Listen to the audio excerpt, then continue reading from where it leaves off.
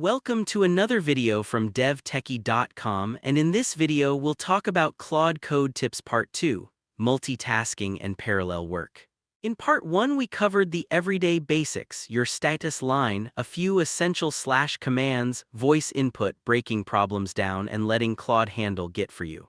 In this part, we're moving from single sessions to many sessions at once, multitasking, parallel branches, forking conversations, and finally untangling the difference between CLAUDE.md, skills, /commands, and plugins, because those four get confused constantly. Let's start with something a lot of people don't realize exists at all. Your own conversation history is sitting right there on disk, and you can search through it. Every conversation you've had gets stored locally, organized by project, and you can either dig through those files yourself with basic search tools or just ask Claude directly, something like "What did we talk about regarding a certain topic today?" and it'll go find it for you.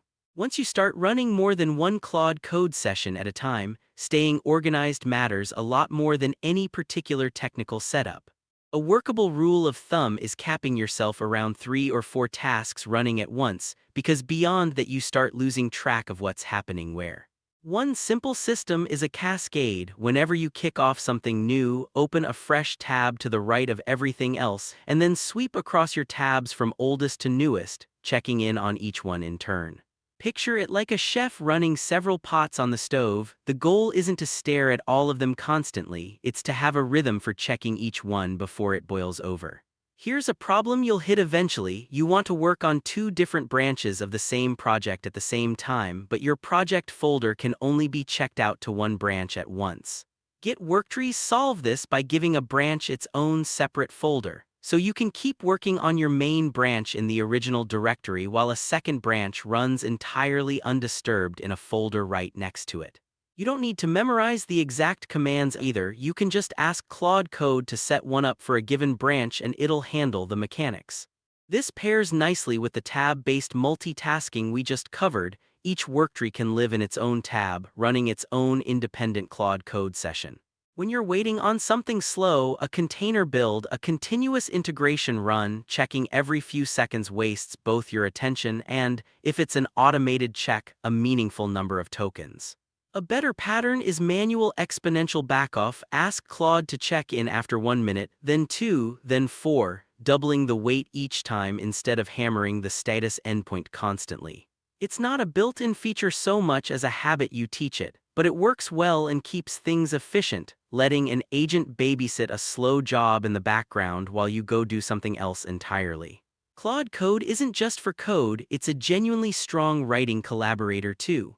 A workflow that tends to work well is giving it all the background context up front, describing what you're trying to write, often just by talking through it out loud and letting that produce a first draft. From there, it becomes a real back and forth, going through line by line, saying you like this part for a specific reason, this sentence needs to move, this phrase needs to change. It's less like handing off a task and more like sitting next to a co-writer with the terminal open on one side and your document open on the other. For years, writing tools meant something like a word processor or a notes app. But once you're working with Claude Code regularly, plain Markdown starts to look like the better option for almost everything: blog posts, notes, even social posts. It was already a solid, portable format before any of this, and pairing it with a fast writing collaborator only makes that advantage bigger, since you can go from a spoken idea to a clean Markdown draft in minutes.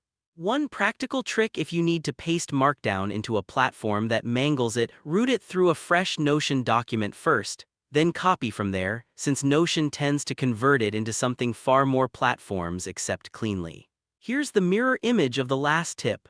Sometimes you've got text with links in it, copied from somewhere like a chat app, and pasting it straight into Claude Code strips the links out entirely, leaving you with plain text and no way to reference where anything came from.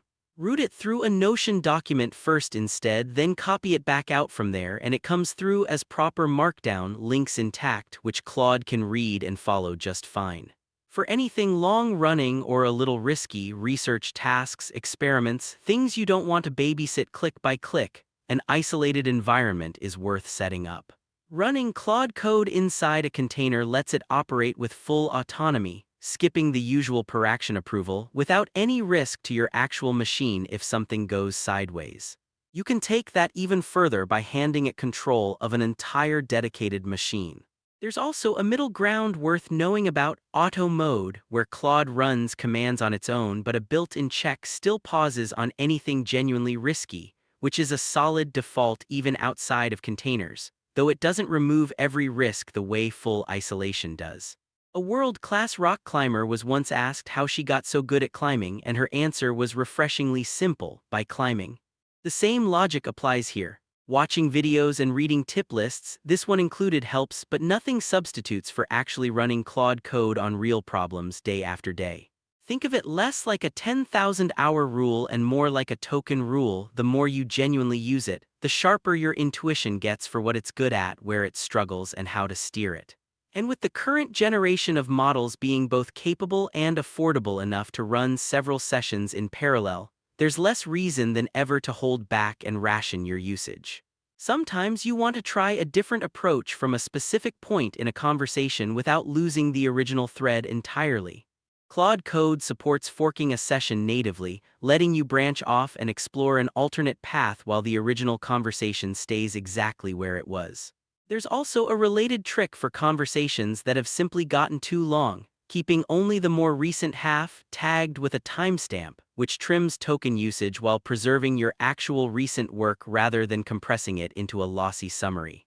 Think of it as the difference between summarizing a meeting from memory and just handing someone the back half of the transcript. The transcript keeps the details intact. A small one, but genuinely useful. When you need to point Claude Code at a file that lives in a different folder than the one you're currently in, using realpath to resolve the full absolute path first removes any ambiguity about exactly which file you mean.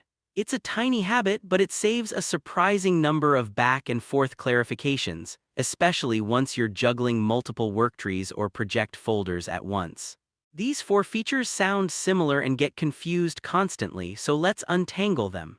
CLAUDE.md is the simplest of the 4. It's a file that gets loaded at the start of every single conversation, project-specific or global, no matter what you're doing. Skills are more like structured, on-demand versions of that same idea. Claude can invoke one automatically when it's relevant, or you can trigger one yourself. And because they only load when actually needed, they're more efficient with your context than cramming everything into one giant file. Slash commands work similarly to skills under the hood, but they're built with the user in mind first, something you invoke deliberately at your own pace when you need precision about exactly when something runs. And plugins are the packaging layer above all of that, a way to bundle skills, slash commands, agents, hooks, and connections to other tools together into a single install, though a plugin doesn't have to use every one of those pieces. In Part 3, we're getting into Claude Code as a genuine research tool, a DevOps engineer, and a code reviewer, along with how to actually verify what it hands you instead of just trusting it blindly. If you found this video helpful, please like it, subscribe to the channel, and hit the bell icon so you're notified the moment a new video goes live.